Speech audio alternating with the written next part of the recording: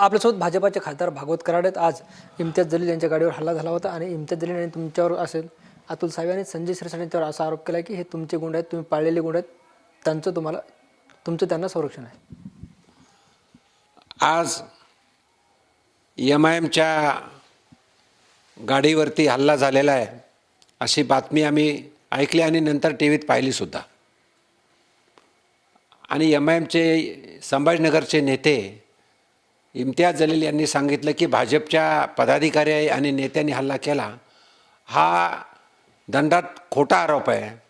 मराठीत एक म्हण आहे, नाचता येईना अंगण वाकडे. MIMच्या पायाखालची वाळू घसरलेली आहे. त्यांचेच कार्यकर्ते त्यांच्या विरोधात बंड करतायत आणि भाजपवर आरोप करतायत. हा चुकीचा आहे. या आरोपात काही तथ्य नाही आहे.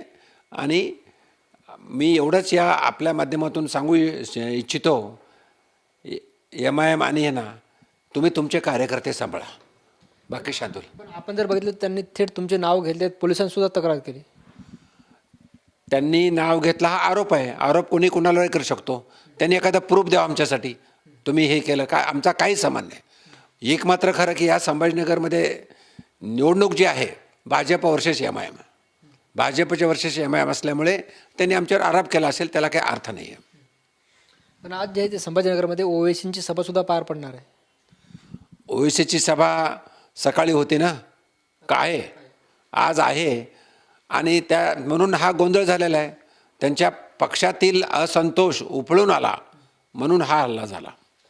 बरं, ज्यात काही नाव घेतलं जातं त्या कार्यकर्त्याचं, त्यातलं कोणी तुमच्या परिचय किंवा दुसऱ्या कार्यकर्त्याचा परिचय आहे? खरं तर आता हे पोलिसांचं काम आहे व्हेरिफिकेशन करणं. व्हेरिफिकेशनच्या माध्यमातून कुठला कार्यकर्ता होता, नेमका कोणी हल्ला केला, हे पोलीस त्यांचं काम करेल. एकच पोलीस त्यांचं काम केल्यानंतर समजेल. पण MIMच्या नेत्यांनी केलेला आरोप चुकीचा आहे. आणि कुठल्याही प्रकारे निवडणुका तर होतील जातील, शहरात शांतता राहिली पाहिजे. आणि हे MIMनी समजून घेण्याची गोष्ट. ज्या पद्धतीने आपण बघतोय, तुमचं असेल, अतुल सावेंचं असेल, संजय शिरसाट असेल, यांचं नाव घेतले. इम्तियाज जलील यांना काय सांगायचं का भाजप नेते म्हणून? भाजपचा नेता म्हणून इम्तियाज जलीलला एवढंच सांगू इच्छितो, भाऊ तुम्ही तुमचं एरिया सांभाळा, तुमचं घर सांभाळा. दुसऱ्यावर आरोप करून हे काय अर्थ नाही आहे. निश्चित आपण बघतो आपल्यासोबत भाजपाचे खासदार भागवत कराड होते. ज्या पद्धतीने इम्तियाज जलील यांनी यांच्यावर आरोप केले होते, मात्र हे सगळे आरोप जे आहेत ते भागवत कराड यांनी फेटाळून लावलेत. कॅमेरा पर्सन हर्षल निकमसह ज्ञानेश्वर लोंढे, TV9 मराठी, छत्रपती संभाजीनगर.